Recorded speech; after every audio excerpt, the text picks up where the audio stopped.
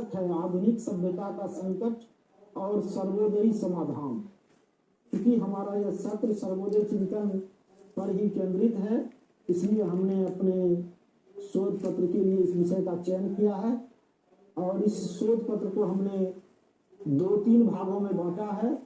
एक भाग में हमने आधुनिक सभ्यता के कुछ संकटों को रेखांकित करने की कोशिश की है और दूसरे भाग में उसके सर्वोदयी समाधान को ढूंढने का प्रयास किया है और अंत में हमने निष्कर्ष प्रस्तुत किया है। मैं विस्तार में नहीं जाते हुए मैं यह बताना चाहूंगा कि आधुनिक जो सभ्यता है वह आप सबों के सामने है।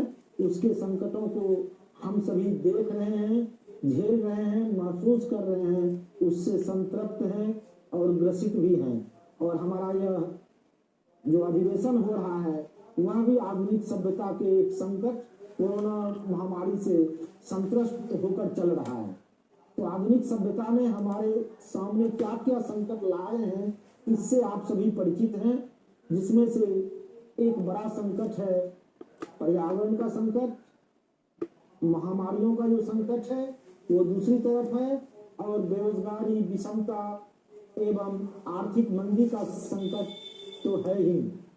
तो इसमें हम देख रहे हैं कि एक तरफ मनुष्य यहाँ विकास के बड़े बड़े दावे कर रहा है, बड़ी बड़ी अट्टालिकाएं बन रही है, हम तथाकथित टेक्नोलॉजी में काफी आगे जा रहे हैं, लेकिन हम यह देख रहे हैं कि लगातार मानवीय मूल्यों का क्षरण हो रहा है, हमारी सामाजिकता कहीं न कहीं बाधित हुई है और तथाकथित ग्लोबल विलेज में भी हम रहते हुए हम अपने पड़ोसी से भी दूर चले जा रहे हैं। तो आधुनिक सभ्यता विभिन्न अंतर विरोधों एवं अवरोधों में फंस गई है और इसका तथाकथित विकास अभियान वास्तव में मानवता के लिए एक महाविनाश का आख्यान साबित हो रहा है। ऐसे में जो एक सर्वोदयी विकल्प है जिसे कि गांधी जी ने प्रस्तुत करने की कोशिश की है और जो विकल्प भारतीय सभ्यता संस्कृति में सदियों से मौजूद रहा है, हमारे जैन दर्शन के विद्वान आज इस सत्र की अध्यक्षता कर रहे हैं, चाहे वो जैन परंपरा हो, बौद्ध दर्शन की परंपरा हो या हमारा सनातनी दर्शन की परंपरा हो, तमाम परंपराओं में हमने सर्वोदय की कल्पना की है।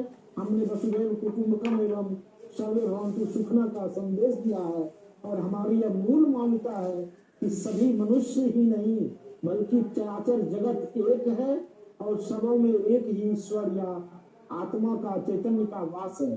और इसी आधार पर महात्मा गांधी ने सर्वोदय का सिद्धांत दिया और जिसके 3 सूत्र आप सभी जानते हैं, जिसमें पहला सूत्र है कि व्यष्टि का शुभ समष्टि के शुभ में निहित है और जो यह बताता है कि हमें सिर्फ अपने हित के लिए काम नहीं करना चाहिए बल्कि हमें ओवरऑल पूरे संसार के हित के लिए काम करना चाहिए। और उसका दूसरा सूत्र है कि एक वकील और एक नारी दोनों के कार्य का समान मूल्य है, क्योंकि दोनों को अपने श्रम से आजीविका चलाने का समान अधिकार है। अगर हम इस दर्शन को अपनाएं तो यह सही मायने में समाजवाद का दर्शन है। और तीसरा सूत्र कि एक कृषक, श्रमिक या शिल्पकार का जीवन ही श्रेष्ठकर है जिसमें वह अपने श्रम से आजीविका चलाता है। आज हम शारीरिक श्रम को उपेक्षा की दृष्टि से देखते हैं, उस दृष्टि से भी कई संकट आज आधुनिक सभ्यता ने खड़े किए हैं, उसका समाधान इस तीसरे सूत्र में निहित है।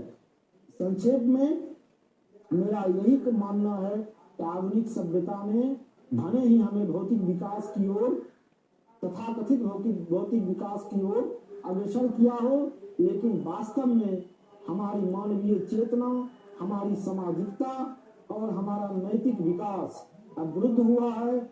हम कहीं न कहीं पीछे लौटे हैं और इसका प्रमाण आज आप अफगानिस्तान से लेकर के इराक, ईरान से लेकर पूरी दुनिया में आप देख सकते हैं किस तरह से आज हिंसा का वर्चस्व रहा है और मानव के बीच भेदभाव बढ़े हैं और सहिष्णुता बढ़ी है और महामारी का संकट तो एक खड़ा हुआ ही है।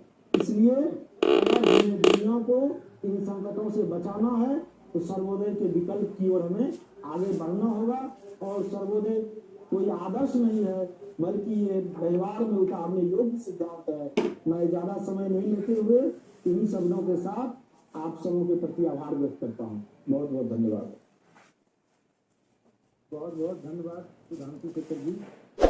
अगले वक्ता हैं डॉक्टर अभी